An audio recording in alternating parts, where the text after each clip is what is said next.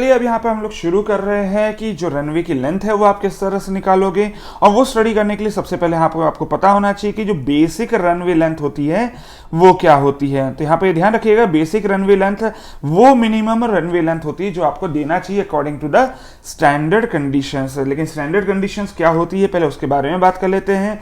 सबसे पहली बात यहाँ पे जो स्टैंडर्ड कंडीशन में आती है that is of the altitude. Altitude कहाँ होना चाहिए, जो आपका एयरपोर्ट है that should be at the sea level.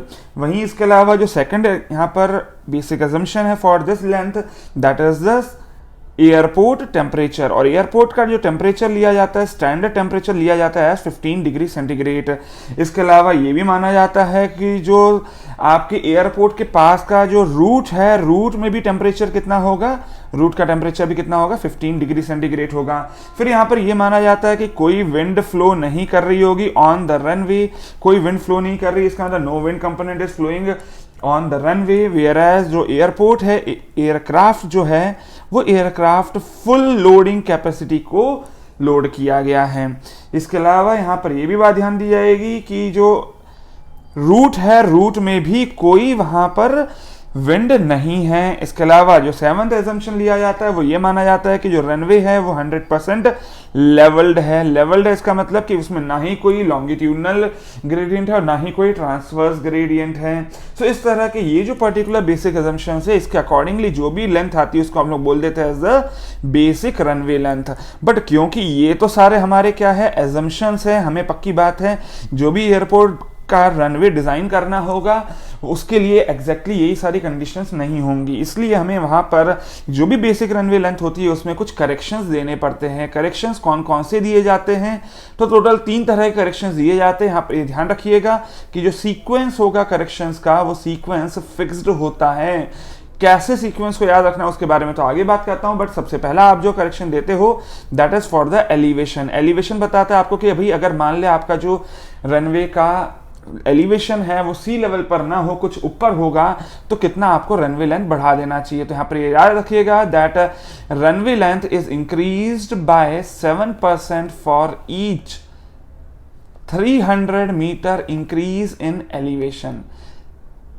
मतलब अगर मान ले वो आपको बोलता है कि नहीं आपका जो एयरपोर्ट का रनवे है वो 500 मीटर एलिवेशन में बनना है, तो आपको यहाँ पे ध्यान रखिएगा कि जो फर्स्ट करेक्टेड लेंथ आएगी, corrected length after the first correction that is of elevation, उसकी वैल्यू बेसिक रनवे लेंथ से कुछ ज्यादा होगी।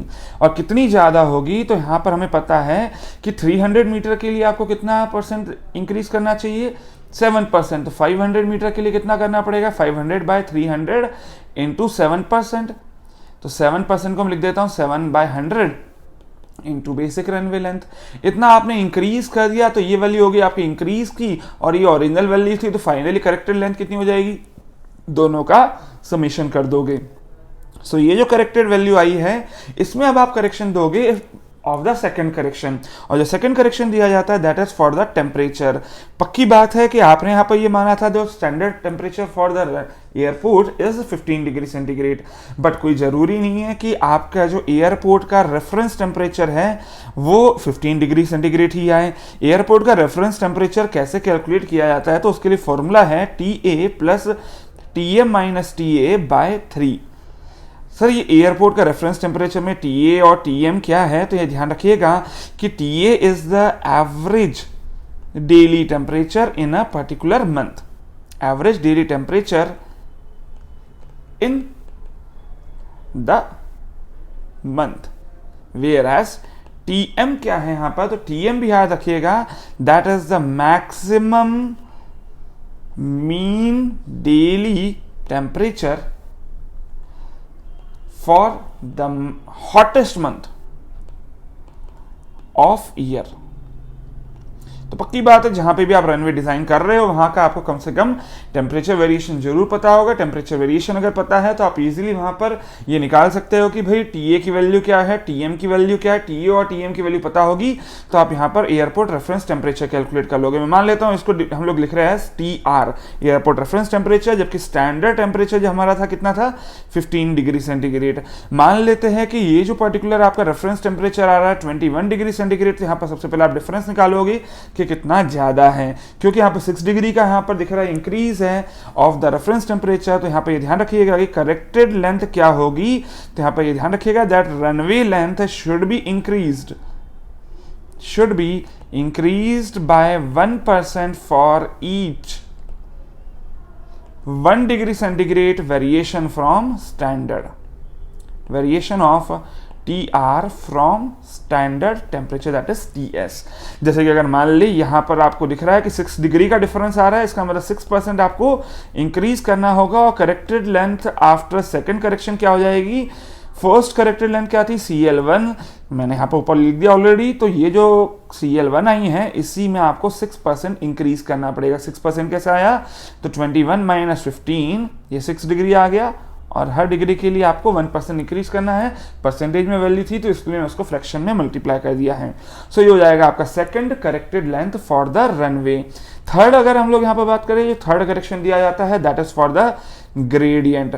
ग्रेडियंट के लिए कितना करेक्शन देना है, तो यहाँ पर ध्यान रखिएगा for each 1% gradient, for 1% gradient the runway length should be increased by 20%। इसका मतलब कि अगर मान ले मेरे को वो बोलता है कि 1.5% का ग्रेडियंट है एग्जाम्पल के तौर पे, तो यहाँ पर जो करेक्टेड लेंथ आएगी after the third correction that will be equals to CL2, मतलब सेकंड जो करेक्टेड लेंथ थी उसमें आप एडिशन करोगे कितना, यहाँ पर 1.5% ग्रेडियंट बोला है। आप अगर 1% इंक्रीज होता ग्रेडियंट का तो यहाँ पर 20% इंक्रीज करते हैं, तो 1.5 के लिए कितना इंक्रीज करोगे, 1.5 बाय 1 इंटू 20%। परसेंटेज में वैल्यू है तो उसको फ्रैक्शन में डिवाइड कर देंगे बाय 100 और इसमें CL2 मल्टीप्लाई कर दोगे। तो ये तो वैल्यू होगी इंक्रीज की और ये थी इनिशियल वैल्यू, तो आपको finally corrected value of the runway length मिल जाएगी।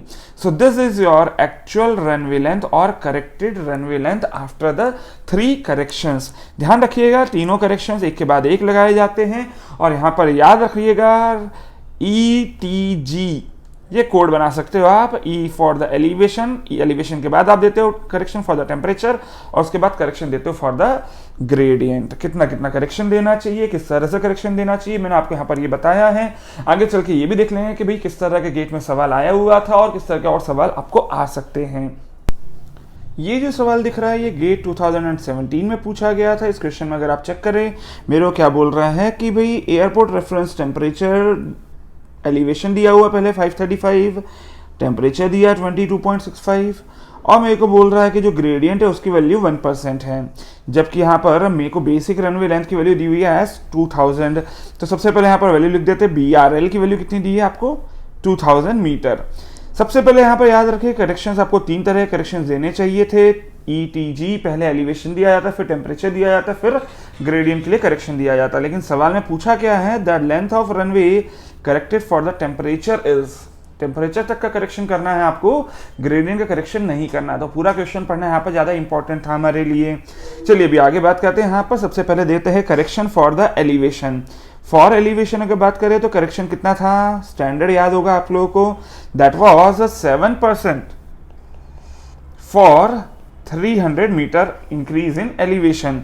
तो क्योंकि यहाँ पर अभी इंक्रीज कितना हुआ है 535 मीटर इंक्रीज हुआ है, इसका मतलब यहाँ पर लिख सकता हूँ first corrected length of the runway will be equals to BRL plus BRL into अभी कितना इंक्रीज हुआ 535 मीटर का एलिवेशन इंक्रीज हुआ है। 300 के लिए कितना इंक्रीज करते हो आप 7%, 7% मतलब 7/100 आपने BRL मल्टीप्लाई कर दिया, तो ये वैल्यू जो होगी ये इंक्रीज वैल्यू आ जाएगी और ये ओरिजिनल वैल्यू कितनी थी आपकी 2000 मीटर। ये इंक्रीज को अगर आप कैलकुलेट करोगे तो ये आ जाएगा 2000 इंटू 535 बाय 300 इंटू 7/100 और ये वैल्यू आ जाएगी आपकी एज 249.66।